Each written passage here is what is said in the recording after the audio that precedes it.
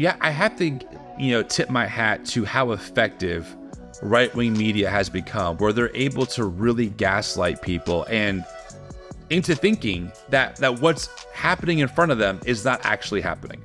No, guys, Trump isn't racist, even though he hangs out with openly white supremacists and people who make racist comments all the time. You're being extreme. We're recording. We're on the air. Oh. Well, hello, everybody. You said yes. That's true. That is true. I did. Hello, friends. Happy Friday to all of you. I am not in my usual very high-end, very professional studio that's located in my guest bedroom. I, today, am traveling. I'm actually in Washington, D.C., so I'm in an Airbnb. That's where I'm at today. So it's good to see all of you. Beautiful. And the reason why we're recording with you in your Airbnb is because we tried to yesterday, but I did not have a voice. I didn't want to say it, but it's true. I mean, and honestly, in all seriousness, I didn't want you to hurt your voice because your voice did not sound good. It was telling the world, rough. I need to rest. Like April, stop. I'm done. Babe, I'm done talking for a while. That's how your voice sounded. Yeah, and it's fair. So I went on vocal rest. I've done so many steam treatments. I've been drinking throat coat tea, and my voice is coming back, but it's still not full, but it's okay. I'm here. You're here. Let's roll the stinger and we'll get into it.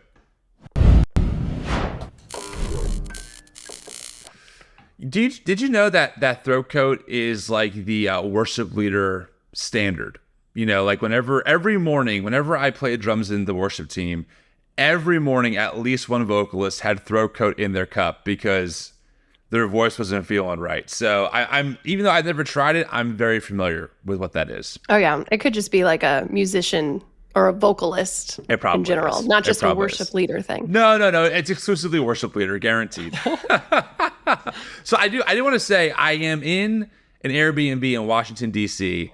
It's actually really nice. I mean, this is not a good angle, but the kitchen, maybe I'll throw some B-roll in. The kitchen is amazing. It's like really, it's like an IKEA. Wait, do you have IKEA by you? Do you guys know what IKEA is? Like the actual stores, the big stores? I know what IKEA is. Okay. Well, they have these massive stores that you can walk through all of their different sets.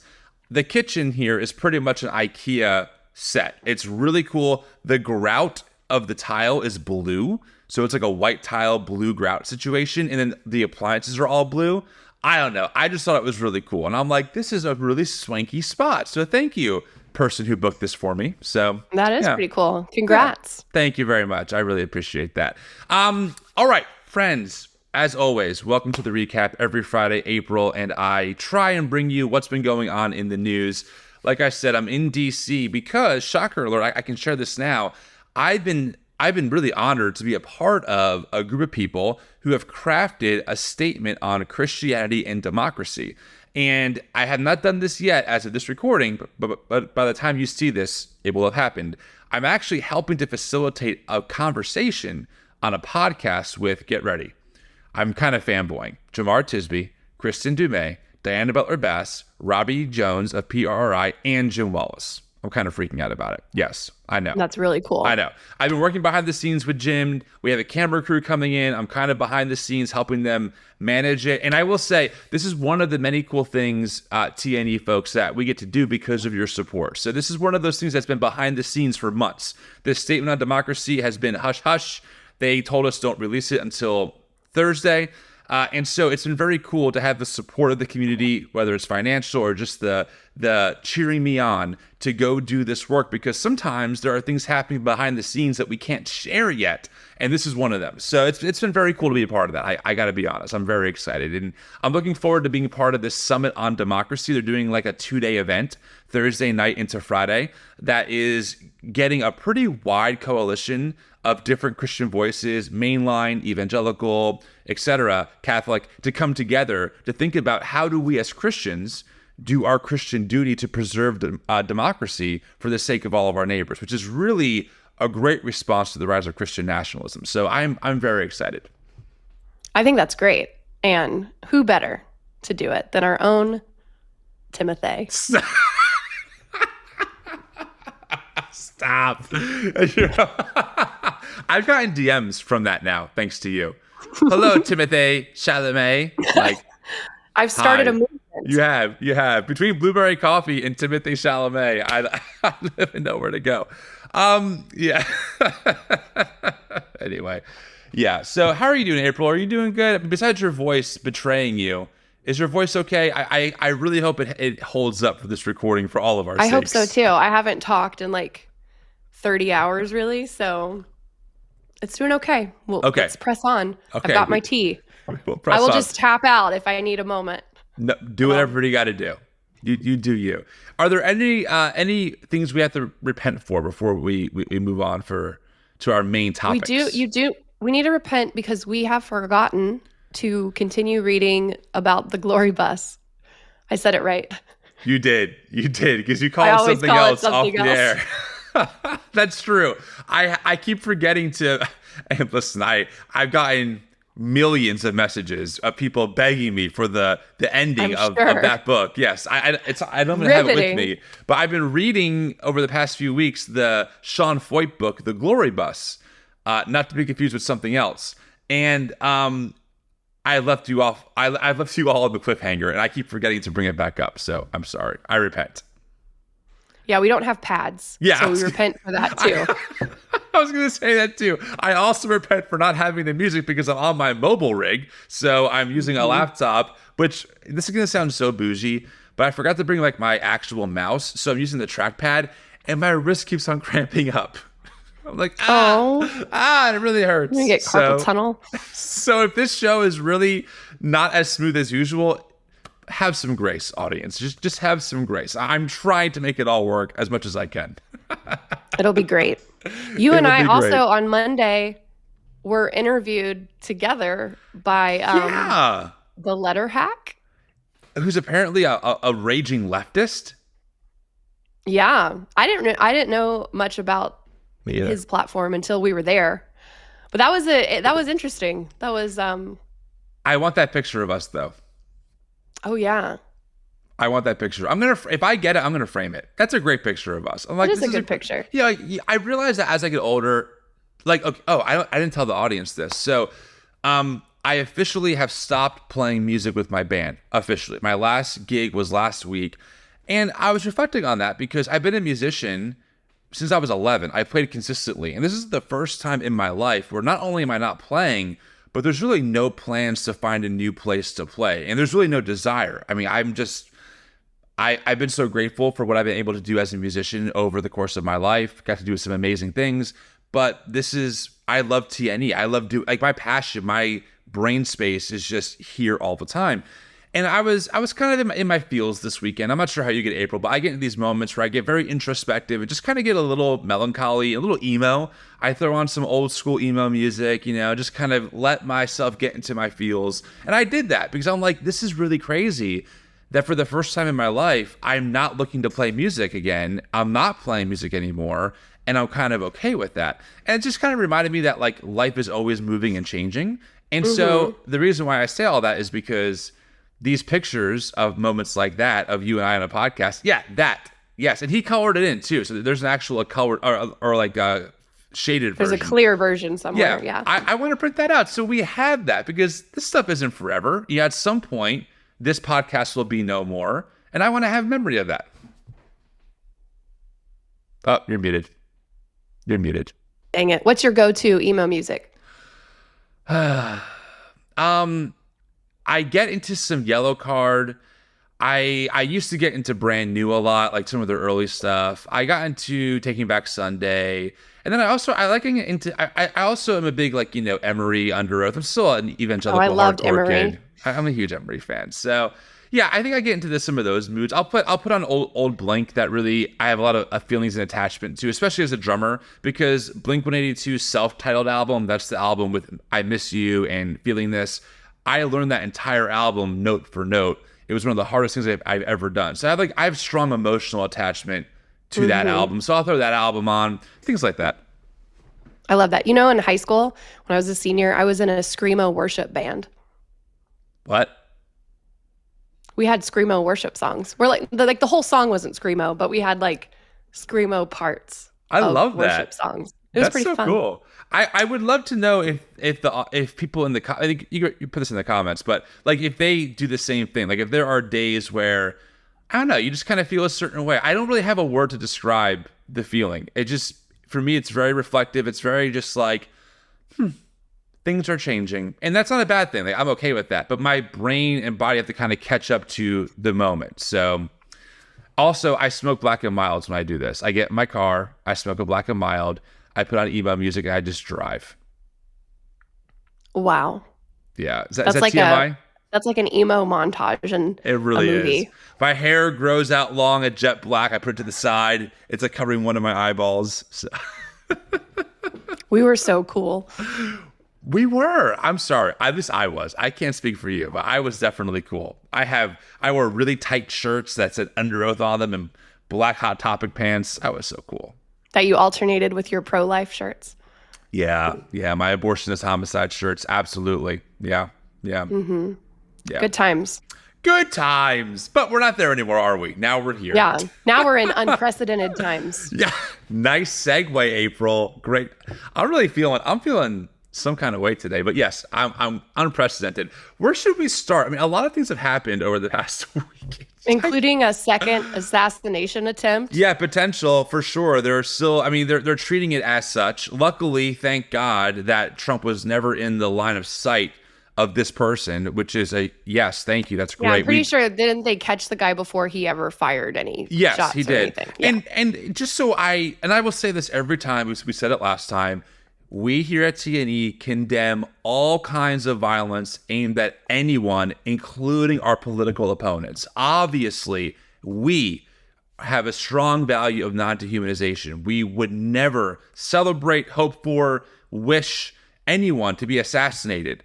And that goes for Trump as well. So we completely, it's deplorable, that kind of behavior, 100%. Do you want to talk about that first, or do you want to get into some of our other stuff? I mean, we can go there if you want. I'm fine with that. Kind of. I mean, we're on it. All right. I got to get things situated. Boom. Okay, that worked. That's good. So let's talk about this, actually. This is actually important because I have an article here. Pull this up. This is the person that is the suspect in this incident. Now, here's the thing. Stories like this always take off on social media. Rumors run rampant. So what I'm doing is I'm just trying to stick to mainstream media sources for now, because I just don't want to pull something on Twitter that's like, look, this is what this guy believed or didn't believe, and then it turns out to be false. I just try and be as credible as possible. So this article, I think it's from NPR. Let me see. NPR. Who is Ryan Ruth? And this is what to know about him. It seems kind of confusing because essentially, let me see here. Where's the article? So a couple of things that we should know. First off, it seems like Ruth was a political nomad. He supported Trump in 2016. Then he thought Trump wasn't that great after that. He was a real pro-Ukraine supporter, even claimed that he was fighting for like Ukrainian forces, although that seems to be a complete lie. And he also critiqued Joe Biden. He called him Sleepy Joe. At one point, he was supporting Bernie Sanders. He liked that Trump spoke to North Korean dictator. Wow, I'm blanking on his name. Kim Jong-un. Thank you. So it seems like he's kind of all over the place. He donated like $100 to a Democratic super PAC, but what we're not seeing is like a clear political ideology. And this actually is kind of the same story for the I'm sorry, it's a little early, but the person who tried to actually kill Trump a couple weeks ago, whatever his name was, like they still can't figure out a clear political motive. It's been very all over the place. So there seems to be that pattern here. A couple of things that are important though is that Ruth, where is the part of the article I wanted to read? He lived in Hawaii. Yeah. Okay, so where is it? Yeah, so here is, he has a history of donating to political causes. He donated to the Democratic fundraising platform Act Blue nearly 20 times, ranging from $1 to $25, so a couple $100 to that. He has a self-published book in 2023. He referenced his former support for Trump, writing that he must take part of the blame for electing Trump as president. Quote, "But I am man enough to say that I misjudged and made a terrible mistake." In the book, he referred to the January 6, 2021 Capitol insurrection as a catastrophe perpetrated by Donald Trump and his undemocratic posse. Is that the right word? Posse? Posse? Posse? Thank you, posse. Jeez. And then the other big thing I wanted to pull up, though, is that where is the... Sorry, guys, I'm a little all over the place this morning. But in this article, there is... Well, I'll just say it. It's clear he has a long criminal record. Like, a really long criminal record. Super long. Like how on earth do you get a gun long record?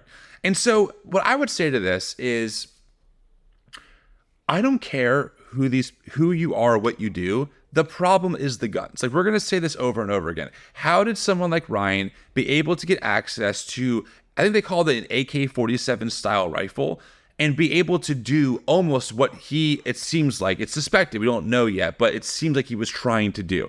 It's the freaking guns. And I want guns out of the hands that are going to try to assassinate any kind of president, even if it's one who we're going to critique a lot of in this show. I don't care about that. I want these guns off the streets, right? And so it's frustrating because in so many ways, I look at like what Republicans advocate for, this really unfettered access to any kind of firearm with very little, especially federal regulation. And this kind of stuff is going to happen more and more between the hyper-politicized world that we're living in and the fact that we can get access to firearms so easily. It's a recipe for disaster, in my opinion.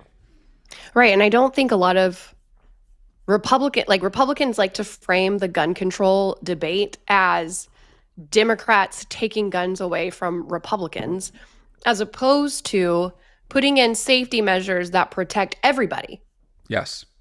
That could have prevented this criminal from getting a gun that could potentially have tried to hurt Donald Trump. Like, we don't want that to happen either. 100%. I mean, I don't know how else to say. I don't know how else to communicate this. Like, it needs to be a thing where it's like, guys, what will it take for you folks to realize that, you know, if this guy never got access or had access to the guns that he had access to, this would have never been a thing. And that's what we want. We want less violence, not more violence. Another key piece to this, I think that's important. Oh, sorry. Did you want to add on to that, April? Well, I was just going to talk about, the reaction, how people are talking about it. Go ahead. Since it's happened. Well, I was going to talk about how Republicans, Donald Trump and J.D. Vance, and pretty much most conservatives that I've seen are not reacting in the same way that they did to the first one, where he actually got hit. They're like, at the first one, initially anyway, they were calling for unity and that we need to come together and that we need to calm down, divisive rhetoric and hateful rhetoric. And we're all Americans. This time, though, have you noticed? They're immediately blaming Democrats for their rhetoric and saying it's y'all's rhetoric that's causing this. Like, there's absolutely zero self-reflection at all in... I'm just like, crazy draws crazy. Yes, it does. And by the way, the article we have up here, Harris talked to Donald Trump after assassination attempt. She called him and said, quote, "I checked on him to see if he was okay and told him what I have said publicly. There is no place for political violence in our country." Could you imagine Trump calling Harris if the reverse happened? In any situation, in any scenario, does Trump call up Harris and go, I called her and said violence has no place in our country? I can't picture Trump doing that at all, because Trump doesn't do that kind of stuff. Trump, over his 8 years of being in the political limelight, I can't think of one example of when he called up a Democratic opponent and even conceded the election, let alone wished them well when an act of political violence happened. In fact, it was his son who mocked Paul Pelosi, that's Nancy Pelosi's husband, when a lunatic broke in asking, "Where's Nancy?" Which, by the way, was now proven in a court of law, was stoked by right-wing media, okay? Trump Jr. wasn't like, "Hey, guys, we have to really watch what we're saying here. Hey, let's call Paul and Nancy and send them flowers and wish them the best." No, he mocked them. He literally retweeted a post about a Halloween costume of whitey tighty underwear and a hammer, saying, "I'm going to go as Paul Pelosi essentially for Halloween." Like, he mocked it. So what's frustrating about this for me is that we have a former president who says things like immigrants are poisoning the blood of our country, like just says the most inflammatory stuff that you can think of over and over, that makes up narratives, which we're going to cover in a little bit here, about how Haitian immigrants are eating pets, right? Blatant lies. And then when people get really riled up and people who are unwell, who are criminals, are able to get access to guns and want to do something super stupid, the deflection is, it's the Democrats. Like, I'm not aware, and April, you and I covered this stuff. We're pretty deeply embedded in these spaces. I'm pretty deeply embedded in the progressive Christian left, at least, for sure. I have never heard even a whiff from anyone, even the most extreme, about wishing some kind of political violence on their enemies or on their political opponents. It is mind-blowing to me. But every day we hear more and more rhetoric from Trump or from whoever about how we have to take back the country, how we have to destroy the enemy, how they're Democrats, not Democrats. That language leads somewhere. And to your point, crazy attracts crazy, 100%.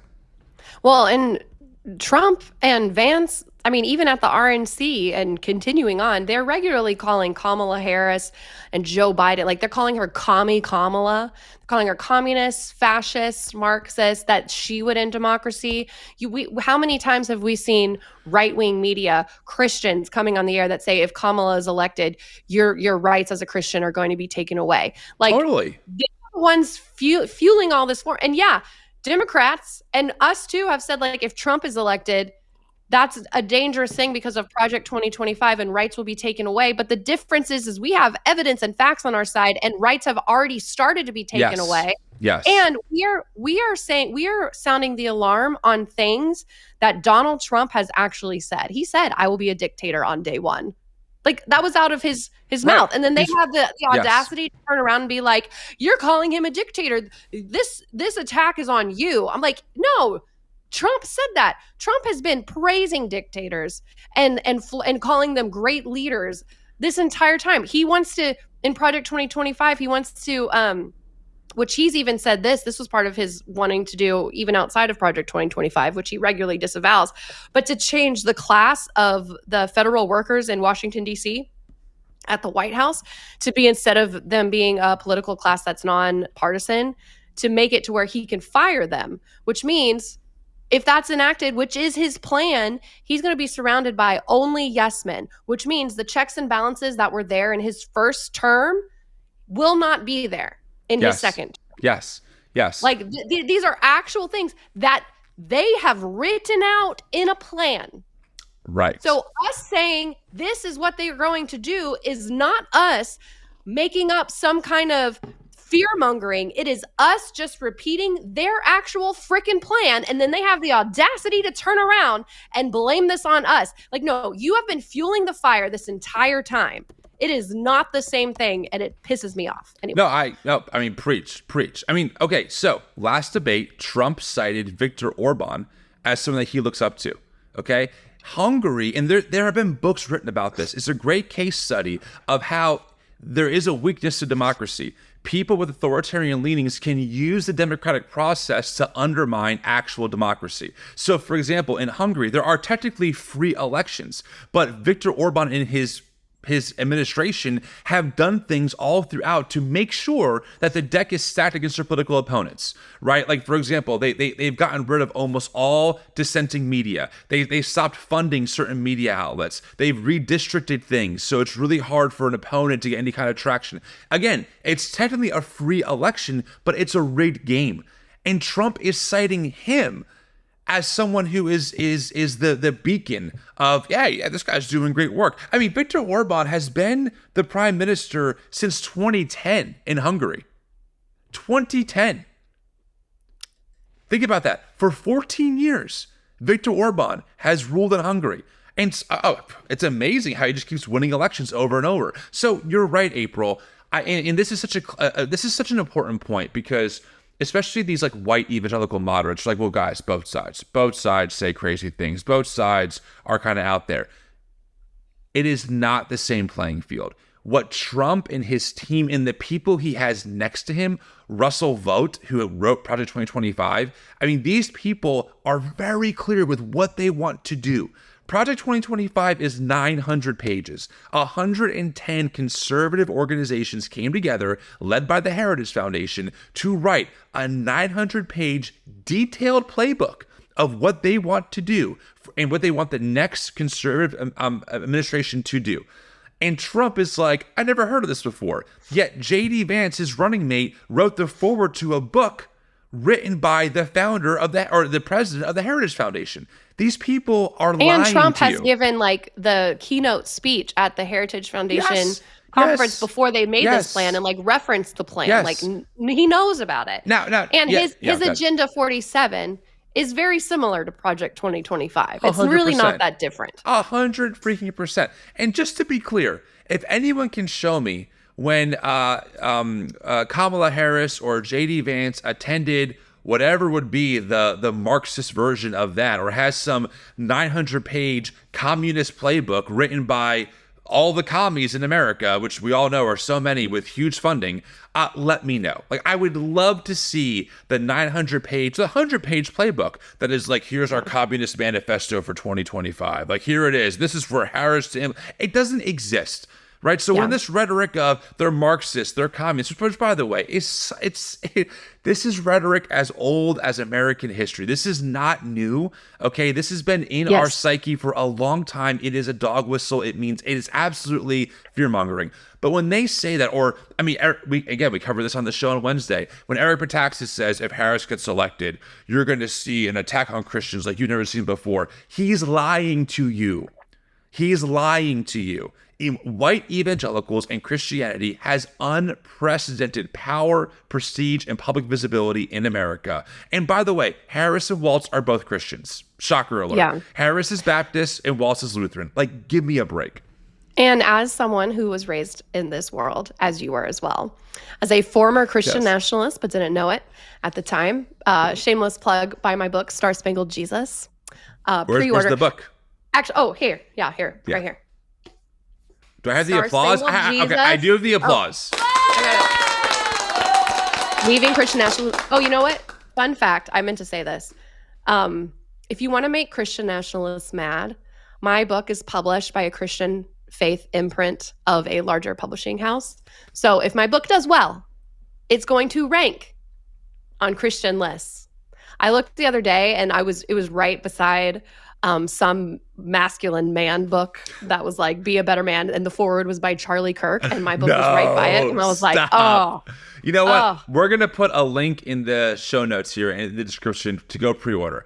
If you want to support, if you want to be a bigger voice, the way to do that is by supporting people that you think are doing good work. So pre-order April's book. Let's get it on the charts and let Charlie Kirk know that there are other Christians out there who are like, no, thank you, sir. Absolutely not. But what I was going to say, as someone who grew up in this world, and I have plenty of firsthand accounts in my book and examples, we have been told every single presidential election since I was born and before that, that if a Democrat wins, they're taking Christian rights away. Every time. And guess what? It has never happened. It has never once happened. I thought the world was going to end when Obama was elected. I cried. Same. I literally thought he's taking Christian rights away. Like that's the difference. What the right has, the Christian right has, is they have the same rhetoric that they've always used with zero evidence because what they say never happens. Yeah. Don't listen to them. Even the whole debate with gay marriage, no one was ever advocating for churches to be forced to marry gay people. Right? Gay people were like, hey, can we just get access to the same legal rights as our heterosexual counterparts? And Christian think tanks were like, oh my God, the assault on marriage. Oh my God, they're coming for us. They're coming for our Bibles. No one is trying. I promise. Yeah. No Title IX has religious exceptions in it. Right. You can still discriminate. No one's trying to turn you gay. No one's trying to destroy your heterosexual marriage and force you to marry someone of the same sex. Like, it's not happening. Right. So I'm with you, April. It is, we could spend multiple shows, and we will continue to highlight the blatant fear-mongering with no evidence that is the evangelical right-wing American Christian persecution complex, right? And here's the thing, and this is the key. There is a both andness here that they employ. On one hand, America is a Christian nation, right? That has Christian values and Christian principles. On the other hand, we are victims of some secular elite that have destroyed America, and now we are a persecuted minority. See, Make you it see how make this sense. right? And what they do is they employ one of or the other whenever it's convenient, right? Whenever it suits them, they are part of the Christian majority and Christian country that we're all a part of. And then when it suits them over here, they are a minority and they are persecuted, and the deep state's coming after them and taking their guns and their Bibles away. So we have to understand what animates the ideology that's animating all of this. It's not any kind of sense of what's the reality, what's the truth here, how do we make room for all of our neighbors of different religious identities. It is about maintaining a type of white Christian supremacy over the culture and being the dominant force no matter what. So that's important. Yeah. It's the same thing as like Sean Foyt, if his car breaks down, it's Satan attacking him because he's doing God's work. Yes. Or if he gets invited to a capitol somewhere, it's God blessing him because he's doing God's work. Exactly right. It's exactly all right. God's, you're always doing the right thing, regardless of what's happening. That's right. Exactly. So I think we should kind of cover some of we talked about the Haitian immigrant propaganda, but there's been some developments. I mean, J.D. Vance kind of said the quiet part out loud. And I think it's really important that we play this clip that he was on. He was talking to, I think, he was on CNN, I believe. And this is a very telling exchange that I think is worth watching in its entirety. Are you cool with that? Let's do it. All right, here we go. Hopefully this works. Actually, should we first play the Ohio governor talking about this? Sure. Yeah. Set that up. Yes. Let's hear from the governor of Ohio on the immigrants are eating people's pets narrative. Here we go. And here's a question I never thought I would have to ask, but do you see any evidence as governor of the state that Haitian immigrants are eating pets? No, absolutely not. That's what the mayor said. That's what the chief of police has said. I think it's unfortunate that this came up. Let me tell you what we do know, though. What we know is that the Haitians who are in Springfield are legal. They came to Springfield to work. Ohio is on the move, and Springfield has really made a great resurgence with a lot of companies coming in. These Haitians came in to work for these companies. What the companies tell us is that they are very good workers. They're very happy to have them there. And frankly, that's helped the economy. Now, are there problems connected? Well, sure.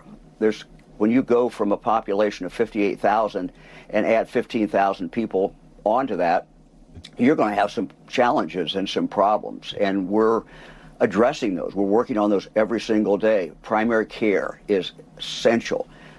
The other thing we're working a lot on is driving. We have Haitians who, frankly, many times have not driven before. We need to get more driver's training, and we're working on that. So these are things that we are working on. Springfield is moving forward. I've always felt that, and as the governor of the state of Ohio, we want people who want to come here who are legal, where they come from another state or another country, who want to work. So Governor, let me... That is really moving forward. So there you go. So the governor... He's a Republican governor. There you go. By the way. Thank you. Yeah, I mean, he pretty much says all the parts. And by the way, to his point, he's right. Whenever you add a huge group of people to another culture and location, there's going to be some challenges you have to work through. I mean, that's I think expected for anything, right? Because there's differences.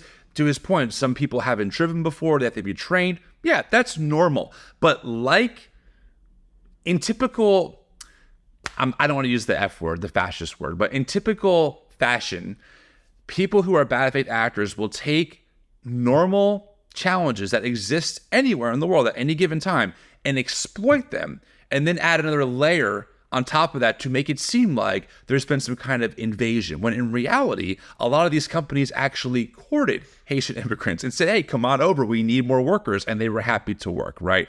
Now, I will say there was a tragic story that happened, I think it was a few years ago now, of a Haitian immigrant was driving. He veered into the wrong lane, had a head-on collision with a school bus, and a child died. And that created a lot of tension inside the community of Springfield. I mean, it just did. A lot of racial tension, a lot of things came to the surface. So certainly that's a tragic scenario, obviously, and it's horrible. But again, right-wing media will use things like that, genuine accidents that are still tragic, of course, and use that to exploit. See the damage these immigrants are doing. And this anti-immigrant sentiment, I'm just going to be honest with you folks, comes from a pretty dark place. I mean, if you look into the KKK of the 1920s and 1930s, or listen to what David Duke said in the 1980s, he's the former Grand Wizard of the KKK when he was running for president.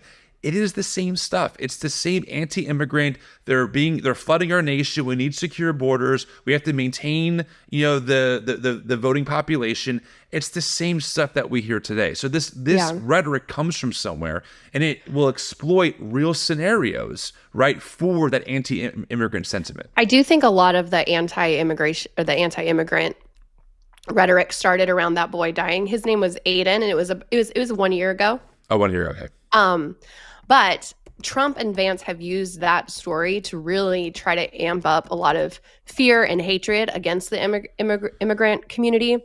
And Aiden's dad, Nathan Clark, has since called on Trump and Vance to stop using his son's name for political gain, and has said that they don't blame the Haitian community at all for their son's death, that it was an accident. And yes, exactly. So even the parent of the child who died should have the say in how that story gets used. 100%. But Trump and the Republicans don't care. They are going to use that to fulfill their narrative, whether the people involved agree or whether it's factual. 100%. I'm trying to see if I can find the clip. I don't have it queued up, so for now I won't be able to find it. But yeah, I mean, again, can we just say one thing as well?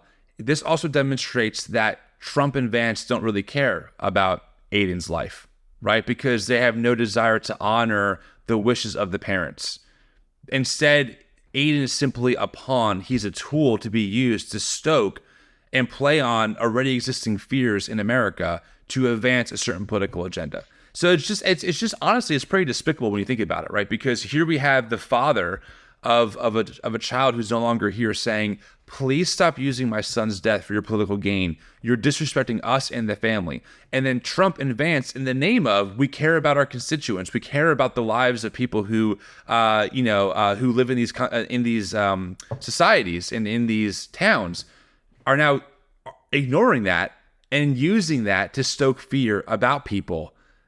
It's unbelievable to me. Like it's just so clear. It's so clear what's behind all of this, right?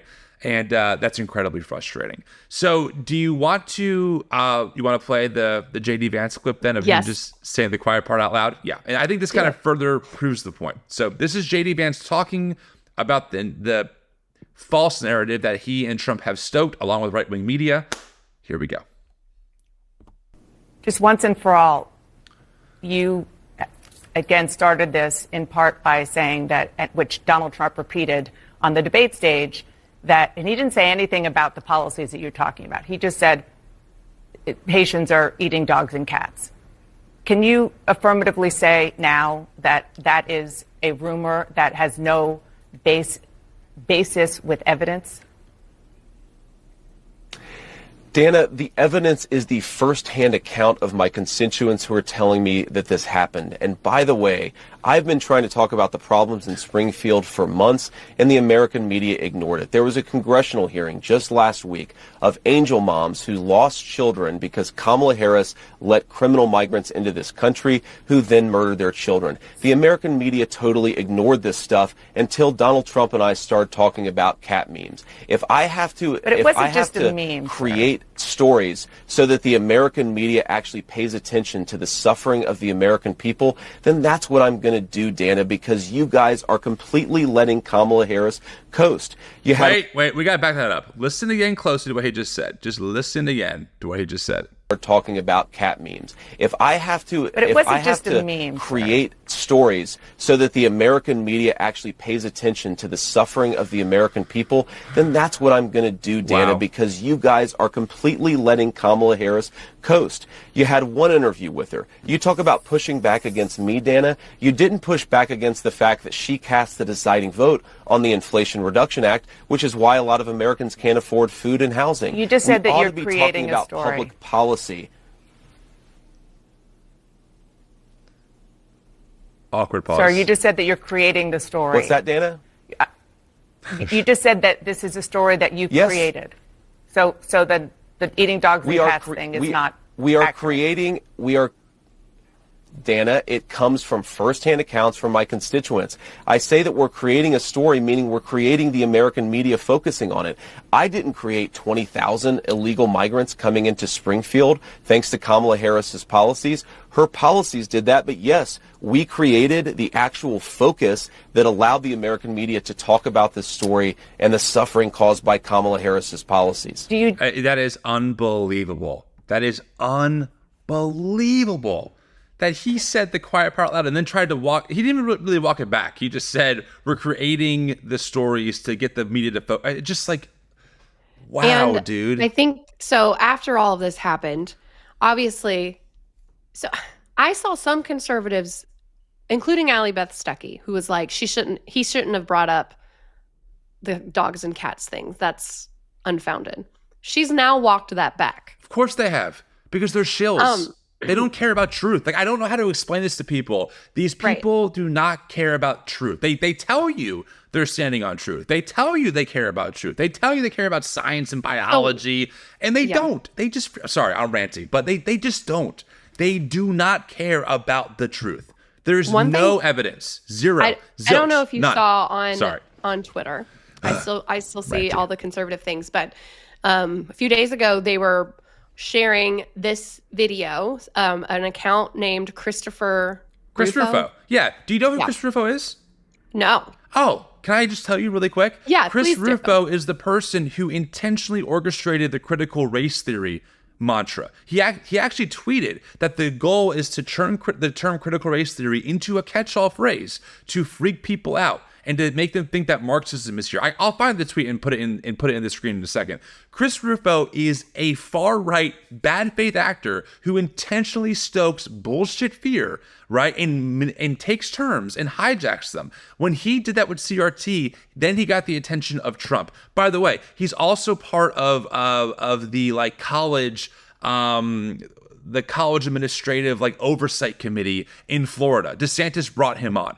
So he's a major behind the scenes bad faith actor, like hard stuff. So after Trump makes these claims in the debate, conservatives were really wanting to prove this story true. Right. So he tweeted on September 11th. I have it. Yeah. Where is So- it? Like, this just shows the desperation that they are. They have created a This one, narrative, right? and now they desperately want proof to prove their own thoughts. So he tweets September 11th, all right, let's settle it. I will provide a $5,000 bounty to anyone who can provide my team with hard, verifiable evidence that Haitian migrants are eating cats in Springfield, Ohio. Deadline is Sunday, go.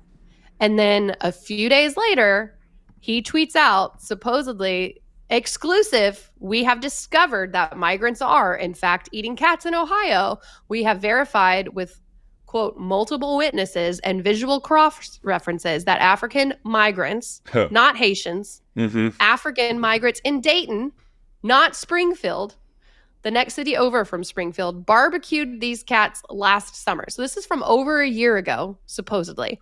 So I read this article, and first of all, the person in the video is anonymous. They want to remain anonymous.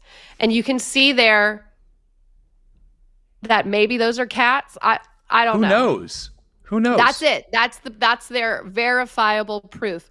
And the people that they claim in the article as they are multiple witnesses are just like the guy and his son that did the video, but they're anonymous.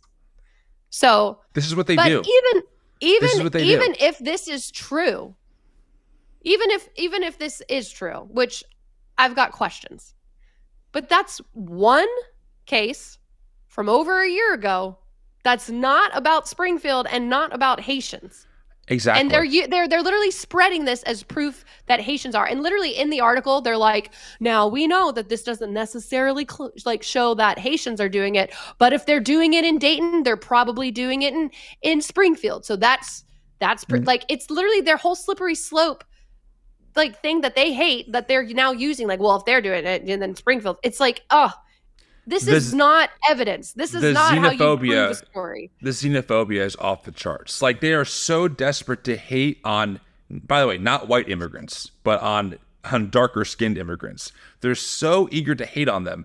They will literally create their own narrative, find, allegedly, a narrative that doesn't fit their original narrative, and use that narrative to then prove the other narrative. Like, think about how batshit nuts this is when you really think about it, right? The initial claim from this person, from Chris, right, is this. Here's the initial claim. Let's just go through this. I will provide a $5,000 bounty to anyone who can provide my team with hard, verifiable evidence that Haitian migrants are eating cats in Springfield, Ohio. Deadline is Sunday. Go. What does he tweet later on?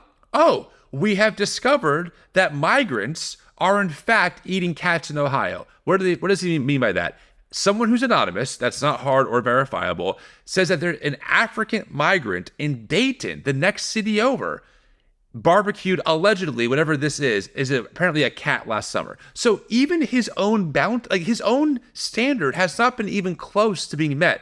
Yet he's so desperate, right, to prove that they are right, that he tweets this. And here's the worst part. The worst part is that other right-wing media people like Benny Johnson, who has 2.6 million followers, retweeted this as proof. And his base this is everywhere. They believe it. Yeah, it's all over. They're now spreading this as proof Trump was right, and that any Democrat or anyone who says that it's a lie, that it's not true, they're now the ones that are lying. But like, this is not proof. This is not proof that a widespread amount of Haitian migrants in Springfield are eating dogs and cats. It's not proof that even one. This isn't even proof that this caption is true. Like, this is why, friends, we say often that the world of MAGA has created their own reality. Like, they live in a different reality than what we live in, because they are willing to look at things like this, quite literally create a narrative that doesn't even prove their initial claim. And then they will gaslight you into believing that they are right and you are wrong. That is wild. Like, that is batshit crazy that we are here in America, and that white evangelicals are the largest consumers of this type of rhetoric. Like, it is, think about where we are just for a second. Think about, if you're a former or a current evangelical, I want you to think about how every Sunday at your church, you probably were told often how important it is for believers to stand on the truth of God's word, the truth of what reality is. Think about all of the media you listen to, whether it's Tucker Carlson or right-wing radio. Truth is important. We stand on truth. Truth. And then those same people will retweet untruthful claims like this. And then they tell you that you're crazy for leaving. You're crazy for thinking maybe something is wrong. You are just unbiblical, or you're liberal because you see stuff like this and go, I don't know, guys. The math ain't mathing. I'm not really seeing the connection here. It's delusional. We have to call this out. Like, this is crazy talk. And the fact that white evangelicals are here should just make us go nuts. There's also another video that I saw yesterday. They're spreading around that is, I guess, the city manager from back in March, talking about a call that, I don't know if he got it or the police got it, of someone saying that they thought a Haitian was eating a cat or something, and there was a police report.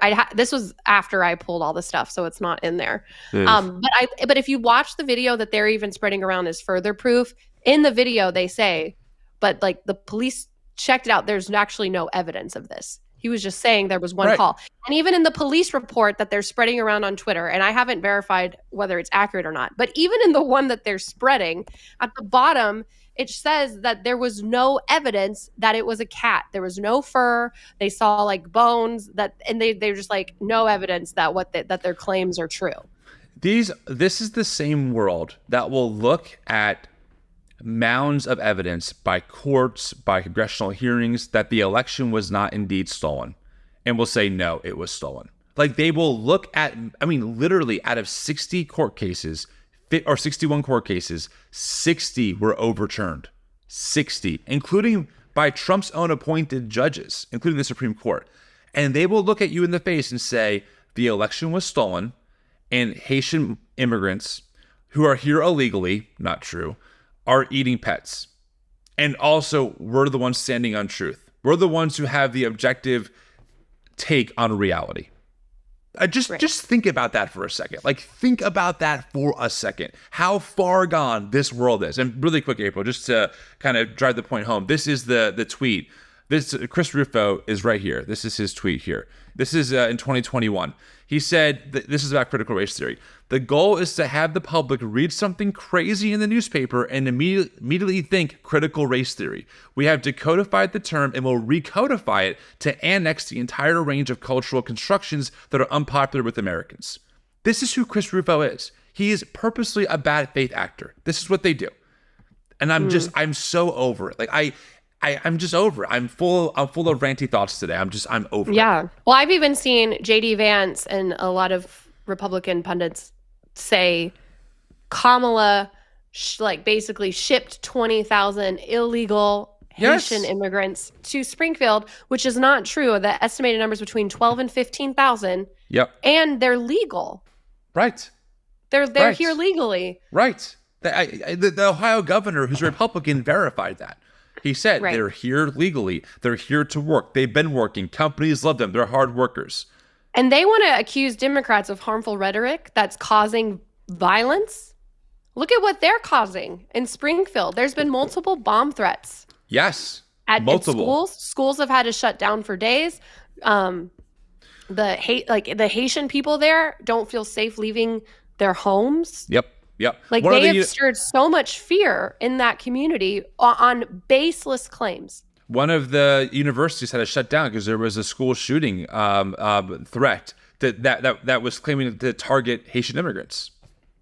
Any responsibility for that? No. And again, like, I follow right-wing media sources on Twitter. They have no sense of any kind of culpability. They feel none. They feel no sense of, hey guys, maybe the rumors we're spreading, maybe the language that we're promoting actually has consequences. And it's so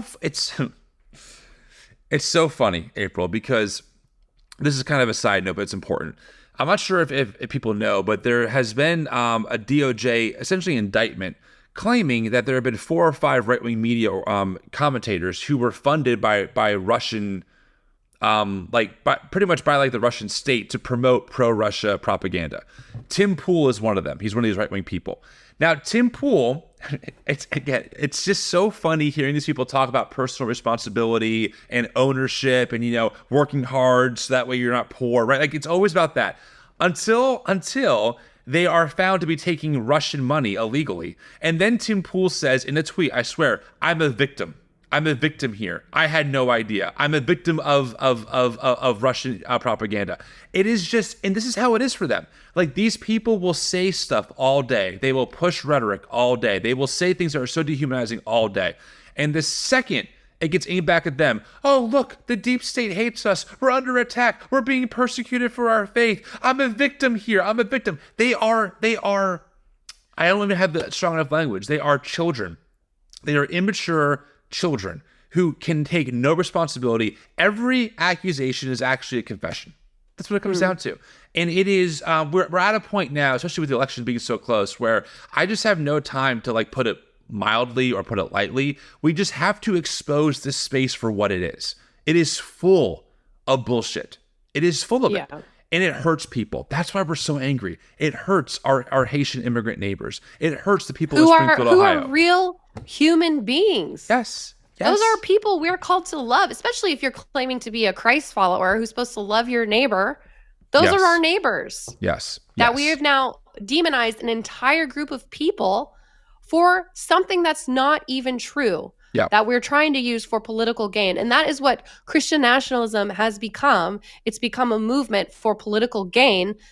Like, the people that get harmed, be damned. Like, there's just, it's not a Christ-like movement at all. No matter how many times they want to wave a Jesus flag and condemn, and they have and also they turn around and condemn progressive Christians, that we're somehow the heretics because we care whether or not like that, if truth is truth.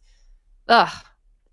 Also, I do want to say too, if there's a conservative that comes on here that's like, well, all the bomb threats turned out to be hoaxes, because I've seen that on conservative media too, that the governor even came out and said that the bomb threats, they were able to trace back to, I think it was like a foreign country that he wouldn't name.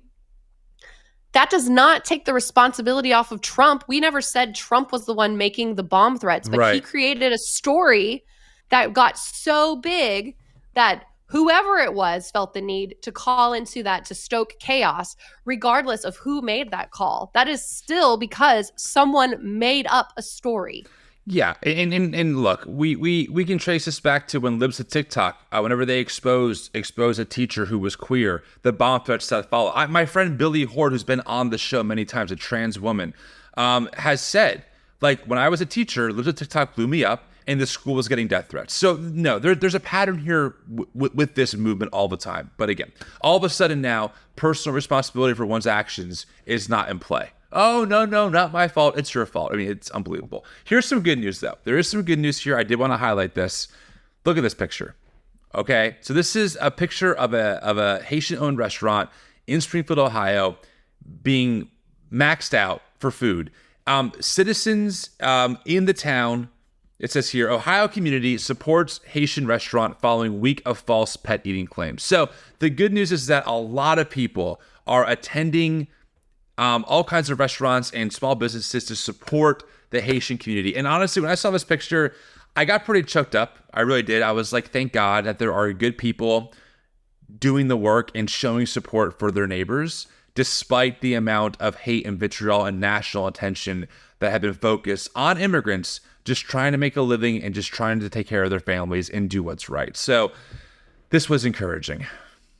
Yes, it is always just a good reminder too that even in really bad circumstances and bad, hateful, false stories, that there are good people that are there that will step up and do the right thing. Yeah. So I do want to at least share that. It's not all doom and gloom. People on the ground are doing great work. I did think about April. I was like, I wish we could have went. I didn't even think about it, but we could have flown out. It would have been, I think, interesting to go out and check it out ourselves. But I think the moment's kind of passed. And also, you don't really have a voice, so I wouldn't want to test it. I can wave at everybody. Yeah, the little what is it, like Miss America wave? You know, I can wave with just my fingers because I'm double jointed. Wait, how? Stop! Don't do that. How do you do that? I don't know. My fingers fall naturally crooked. Like, that's how they naturally fall. But I can straighten them. Oh, okay. Yeah, if you're listening on podcast, I can't even describe what I just saw. Ever see a horror movie when like their bones start breaking? It kind of looks like that with your fingers. I always thought if I ever did beauty pageants, that's how I'd wave at everybody. Just like you would definitely win. You definitely win. Like give My her the talent. grand prize. All right, so let's keep moving because there's another story that kind of happened. Oh, well, we kind of covered this. Did you want to share the story of how immigrants ended up in Springfield, Ohio, or do you think we kind of covered that already? Because we have some slides that you gave me. We don't have to pull up the slides. I'll just give a brief update. Basically, the city was struggling. They had a lot of people moved out. Factories had closed down. So it was a very struggling city.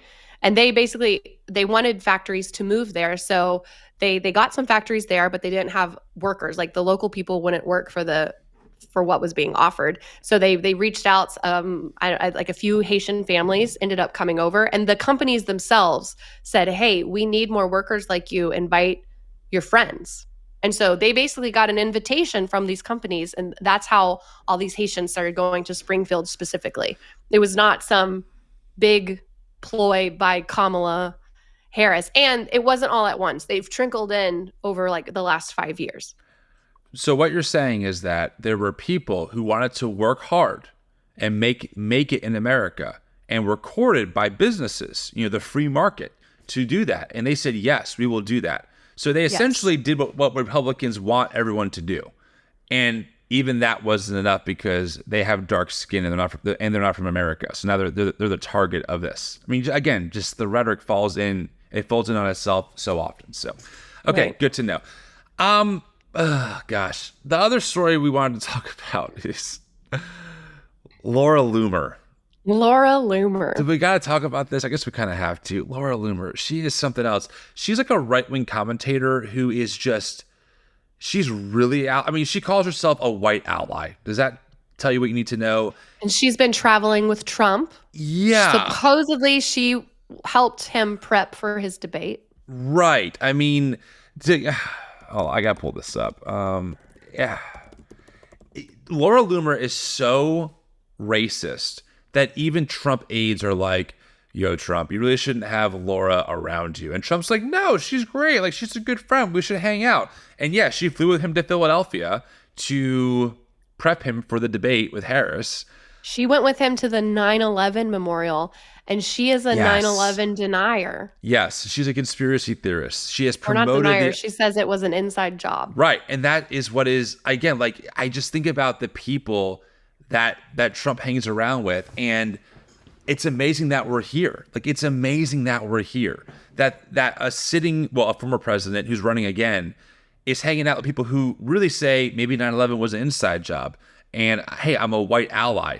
And evangelicals go, yeah, no problems here. No issues. Nothing to see. Everything's totally fine. We have a clip of J.D. Vance talking about Laura Loomer. We can play that. Do you want to? Maybe we should show the tweet Laura Loomer said first. Oh, you're right. She's asking him about this tweet. No, you're right. You're right. You're so smart. Let's see. This is the first one here, right? Is this it? Yes. So go ahead. Oh yeah. Should we do the back and forth with Marjorie Taylor Greene? I think we have to. First. This was shocking. Yeah, shocking. So she quote tweets Kamala Harris, a picture of her family and what she had said. Laura Loomer says, if Kamala Harris wins, the White House will smell like curry and White House speeches will be facilitated via a call center. And the American people will only be able to convey their feedback through a customer satisfaction survey at the end of the call that nobody will understand. That's racist. Remember, this person flew with Trump to prep him for the Harris debate. This person is not some fringe 2-follower, rando. This is a person with like millions of followers who has the ear of a sitting president. And the president's like, yeah, she's fantastic. Like, let's keep working together. So this was so racist, though, that Marjorie Taylor Greene quote tweets it. Jewish space lasers, Marjorie Taylor Greene. Yes, she says, this is appalling and extremely racist. Marjorie Taylor Greene says this. It does not represent who we are as Republicans or MAGA. This does not represent President Trump. This type of behavior should not be tolerated ever. Laura Loomer should take this down. She tags her. Then Laura Loomer quote tweets her again and says, it's really funny how Marjorie Taylor Greene, a raging anti-Semite who said Jews use space lasers to control the world, wants to pretend like I'm a racist because I made a funny joke about Kamala Harris making cooking videos and buying curry spice at an anti-Trump spice shop, and I mocked how she uses her Indian mom as a way to dodge questions. I won't be apologizing for having a sense of humor. Just because it's a joke doesn't make it not racist. I also believe in free speech. Marjorie Taylor Greene, which you clearly don't support. I get it. You're jealous of me despite your planted hit pieces about me in the New York Times. I won. Get over it. So here you have two pretty racist white women calling each other racist. Like, they are both more racist than the other one would like to be. They love conspiracy theories. Like, you're watching it's like the Spider-Man meme. They're just pointing at each other. It's hilarious. Like, it is. When Marjorie Taylor Greene, hold on, she says, what got me was when she says, It does not represent who we are as Republicans or MAGA. I'm like, where have you been? Like, in what universe is? I mean, Donald Trump, Harris churned. But what did he say? She just turned black one day. It's like, what are you talking? Dude, and this is your party. Marjorie Taylor Greene spoke at Nick Fuentes' organizational rally 3 years ago or 2 years ago, where they chanted Christ is King, where they made anti-Semitic claims. For those of you who don't know, Nick Fuentes is a raging Holocaust-denying, anti-Semitic, misogynistic, homophobic, white men need to rule the world. He says this stuff out loud on his show. We should play the clip where he talks about how much he loves Laura Loomer and how he's glad yes Trump's friends with her. I just want to make sure people understand that Nick Fuentes will tell people on camera the Holocaust probably didn't happen, and that Jews are taking over the world, and that women need to be in the kitchen. This is someone who he's openly a white nationalist. To give people perspective, he is so bad that he's banned from going to Charlie Kirk Turning Point USA events. They have him on a list. He's not allowed to attend. That's how bad this dude is. Here's what he said. This is Trump at his best. This is Trump talking about the only issue that matters, which is white genocide, which is replacement migration, the invasion of the border by immigrants.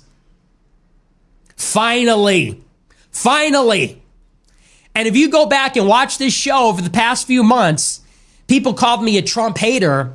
And I said over and over in these frustrated rants, I said, where is the old Trump? Where is the Trump from 2016? Where's the America First immigration restrictionist? Because all he talks about is grocery prices. And don't get me wrong, it's good politics to talk about that too.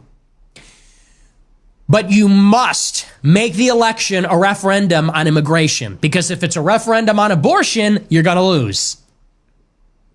And if it's a media contest, an attention contest between inflation and abortion, abortion's going to win. So you got to make it about immigration.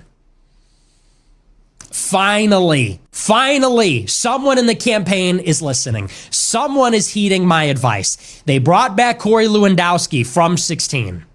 Laura Loomer shows up, and Laura Loomer supports white nationalists and white identitarians. She's been a friend of mine for years, and she has talked about white genocide consistently. She was at Seville. She defended me for a long time. And he has turned this whole week wall-to-wall media coverage about immigration rather than abortion or brat or whatever. It's perfect. There you go. I mean, this is honestly, this whole monologue from Nick is really the quiet part out loud, because Nick is someone who supported David Duke. Goes to Nick Fuentes' rallies. I mean, there's him on camera, David Duke saying, I love what Nick is doing. And David Duke, former Grand Wizard of the KKK, right? And the KKK was one of the big organizations to push this anti-immigrant sentiment in the name of white supremacy and maintaining a very white population. So, just to be clear, you're seeing the same thing manifest in a different way. So maybe Nick isn't wearing a white hood over his face, but he's advocating for the same exact policies. America First is a dog whistle for white people first. And Nick is clear about that. For Nick, that's not a dog whistle. But I'm just trying to give the audience the connection to make that there's a reason why Trump is doing this immigration bombing of sorts, rhetorically, of just hitting it over and over again. It comes from the playbook of the KKK. And to have Nick Fuentes say, I love Laura Loomer, she supports, all of our positions, she supports all that stuff, and Laura is close to Trump. And by the way, don't forget, Nick got dinner with Trump a couple years ago. He sat down with Ye, or formerly Kanye, and Nick Fuentes for dinner. And then Trump goes, oh, I didn't know who Nick Fuentes is. He didn't even apologize. He just said, oh, I didn't know who he was. How much, April, do you feel like you are just saying the same thing over and over again, and you feel like people aren't hearing you? I get that feeling all the time. Right? I want to shake these white evangelical pastors who are in my DMs, like, hey, dude, I think you're a little extreme. I think you're a little bit both sides. Both sides are bad. I'm like, no, they fucking are not. They are not. This is not a both side situation. One side is cozying up to blatant white supremacists, sitting down for dinner. Marjorie Taylor Greene attending his rallies. Right? Laura Loomer loves Nick. Nick Fuentes loves Laura Loomer. She's directly tied to Trump in the campaign. Wake up. Like, please, I beg you, wake up. It is wild that we're here. The Republicans have gone so extreme and so far right that we can't even really look at the problems of Democrats right now. That has to be like an issue we solve later. And there are definitely problems. Sure. But they're so extreme that, and it's not like Laura Loomer has Trump's ear. She is an extreme white identity, white supremacist. Like, she openly says racist things, does not apologize for them at all. And that is something that would have very negative effects on marginalized groups in our country. Totally. and the world. Yeah. And you're talking about what's going, like, a lot of these people also are cozying up to, they rally around Putin and what that would do with what's going on in Ukraine. Like, this could have dire consequences worldwide. And yes, the Democrats have problems, but I agree. It is not it's not fair to say that both sides are equally bad. They are not equally bad. It's mind-blowing. So that, back to that tweet, right? So Laura makes that very racist tweet about Curry and Indian call centers. And then JD Vance gets asked about that on the same, or on a different show on the news. Here's his response. Let's go ahead and play this clip. I want to shift to another topic. I've been talking to allies of former President Trump who are frankly outraged. They're alarmed that Donald Trump has been traveling with Laura Loomer. She is someone who says she supports white nationalism. She spread conspiracy theories, including that the September 11th attacks are an inside job. She recently said that Kamala Harris, whose mother was Indian, if she wins in November, quote, the White House will smell like curry. Senator, you are married to an Indian American woman. What was your reaction to hearing those comments specifically? Good question. Well, Kristen, I want to go back to what you said about Haitian migrants to begin with, because you didn't give me a chance to respond. Look, we don't blame the Haitian migrants for coming to Springfield. We blame Kamala Harris for opening the American southern border and inviting 20,000 people to get dropped in a small Ohio town. Now, you asked about Laura Loomer. Look, Laura Loomer is not affiliated with the Trump campaign. She said something about Curry in the White House that I first read about this morning, actually, because I knew that you would ask me about it. Look, Kristen, I make a mean chicken curry. I don't think that it's insulting for anybody to talk about their dietary preferences or what they want to do in the White House. I think what Laura said about Kamala Harris is not what we should be focused on. We should be focused on the policy and on the issues. And look, so yeah, do I agree with what Laura Loomer said about Kamala Harris? No, I don't. I also don't think that this is actually an issue of national import. Is Laura Loomer running for president? No. Kamala Harris is running for president, and whether you're eating curry at your dinner table or fried chicken, things have gotten more expensive thanks to her policies. Let's talk about the person running for president of the United States, not a social media personality who supports Donald Trump. Senator, were you and your wife offended, and do you disavow those comments that even some Trump allies say are blatantly racist? Kristen, I just told you I don't like those comments, and I think that we ought to be focused on Kamala Harris's policy failures. I also don't look at the internet for every single thing to get offended by. Unreal. I'm running for vice president because I think Kamala Harris has been a disaster, and we have to undo her policies. That's what we should be focused on. But by the way, when I say we, I mean the American media. Kamala Harris opened the border. She made food unaffordable. We should be talking about her failure as an American leader, not a social media personality who supports Donald Trump. I mean, there you go. Like, I really wonder what his wife thinks. Like, I really wonder if his wife is like, I'm being sold out so you can get potentially political power. I mean, it's wild that JD Vance completely deflects. He can't even own, like, yes, Laura Loomer's problematic. She's totally racist. This is inappropriate. And she needs to get the freak away from Donald. I don't want to curse again. I've already said that for once, but wants to get. She needs to get away from Donald Trump as soon as possible. Instead, it's really quick, just back to Nick's point, right? Nick Fuentes' point earlier, hit immigration because abortion's a losing issue. And that's what he did. It's immigration, immigration, immigration. Notice too how he says, I first read about it this morning and I knew you were going to ask me about it. So he practiced that answer. Totally. He practiced that. Oh, it doesn't matter if you're eating curry or fried chicken. Like he thought about that ahead of time and was like, that's what I'm going to say.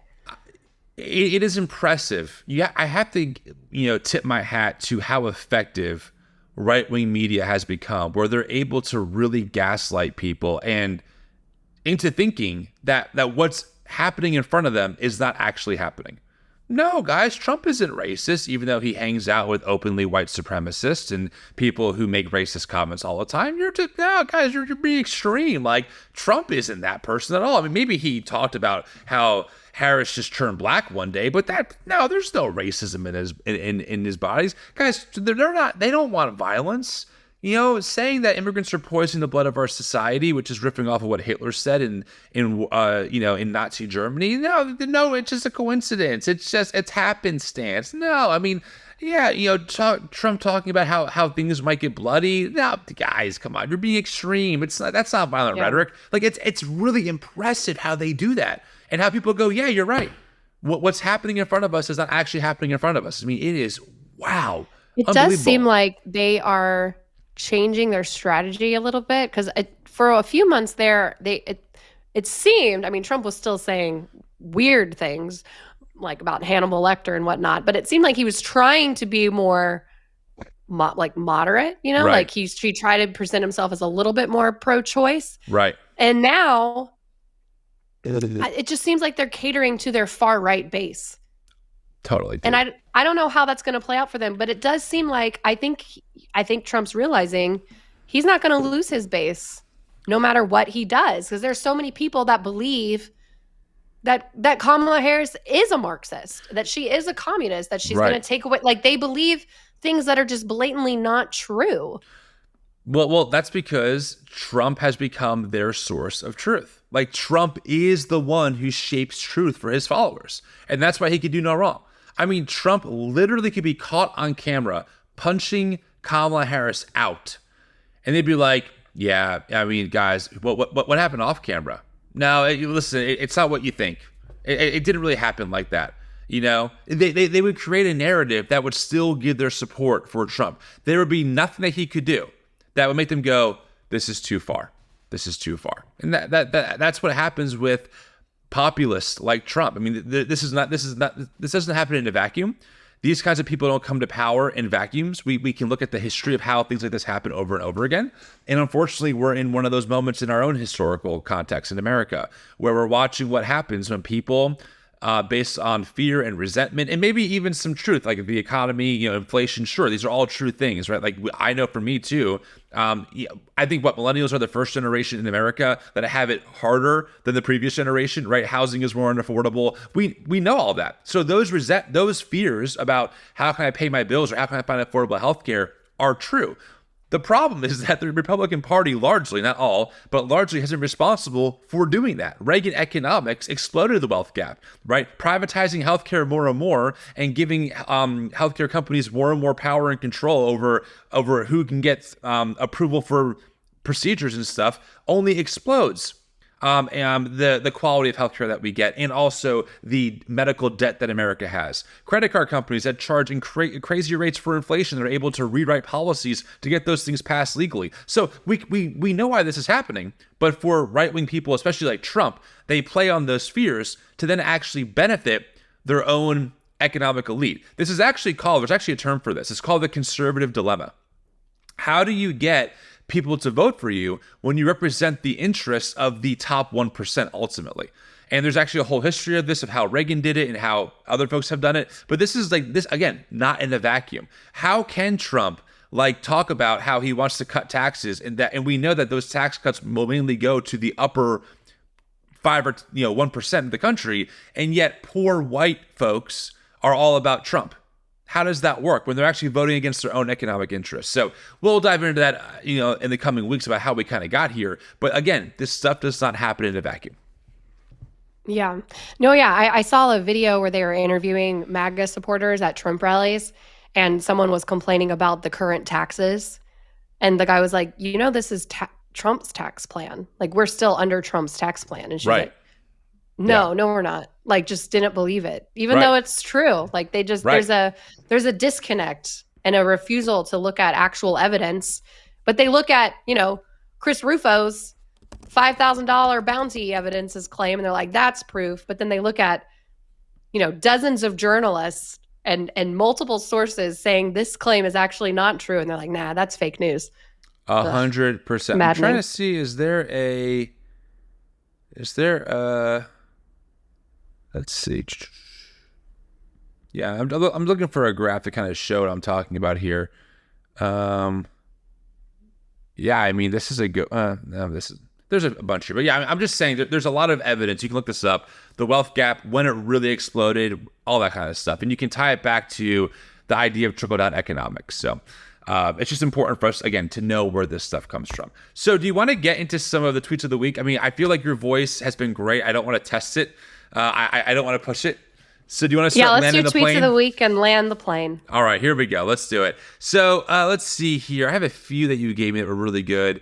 Here's one from our good old Allie Beth Stuckey. Do you want to read this one? Sure. She's responding to John Collins, who asked, can someone explain to me why any woman would vote Republican at this point? And Allie Beth Stuckey quote tweeted it and said, I think killing babies is bad. I think countries should have borders. I think criminals should go to prison. Trump. She didn't say Trump. I said that. Right. I think groceries should be affordable. I think families should be able to thrive on one income. I think kids have a right to intact bodies. Call me radical.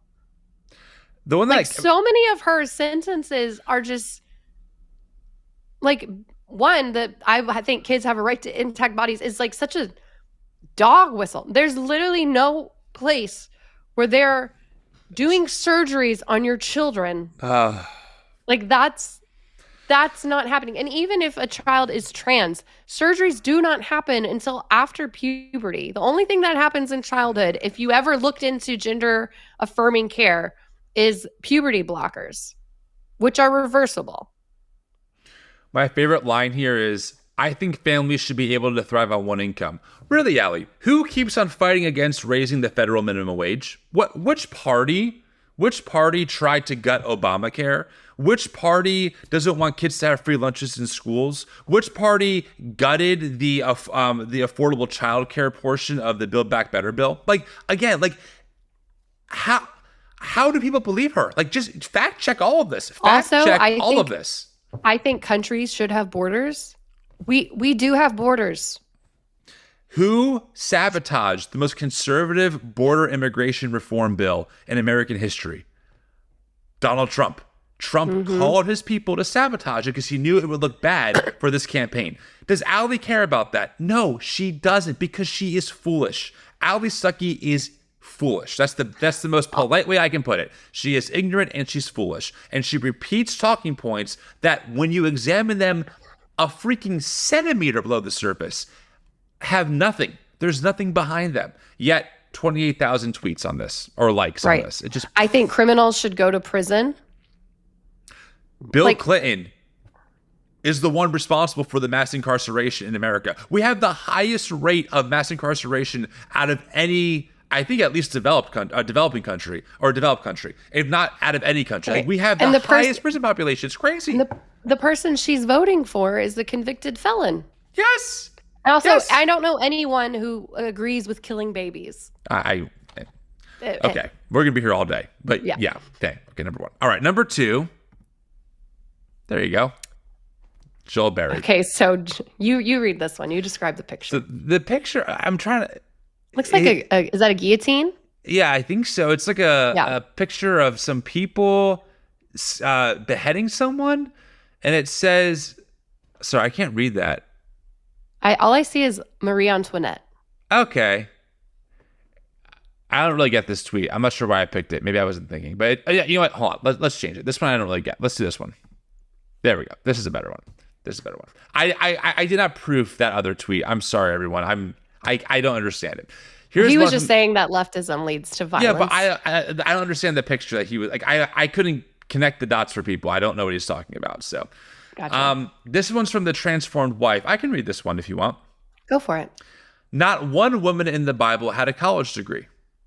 Not one had student loan debt, yet they were able to do many things: run a household, minister to serve Jesus Christ, share the gospel with others, open their homes to churches, raise godly children, have strong marriages. You don't need a college education for the most important things in life. You need faith and trust in the Almighty God. Yeah. She makes claims like this a lot to show that women don't need college degrees, but also not one man in the Bible had a college degree either. Lori, college didn't exist. Right. I mean, they didn't have electricity. They didn't have toilets.